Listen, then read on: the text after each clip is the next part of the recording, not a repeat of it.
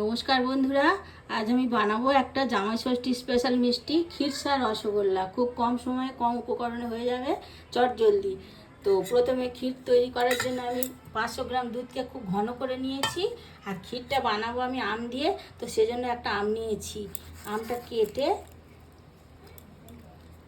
আমের এই যে পাল্প আছে, পাল্পটা বের করে নেব।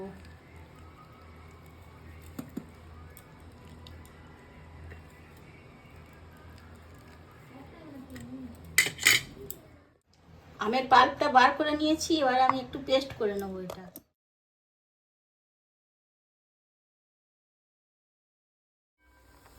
আমটা একটু জাল দিয়ে নিয়েছি, রসটা অনেকটাই মরে গেছে। এবারে জাল দিয়ে ঘন করা দুধটা আমি এর ওপর থেকে ঢেলে দিচ্ছি। এর সাথে দিয়ে দিচ্ছি আমি একটু ছোট এলাচের গুঁড়ো। এতে এমনি কোনো মিষ্টি ফিষ্টি কিছুই দেবো না, কেননা রসগোল্লাটা এমনিতেই মিষ্টি, আমও মিষ্টি।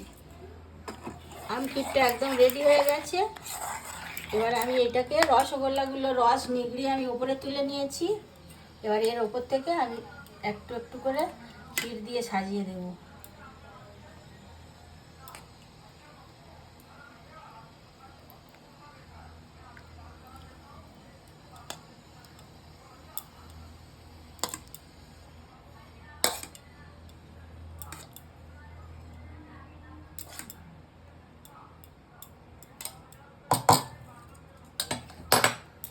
উপর থেকে দিয়ে দেবো একটু কেশর।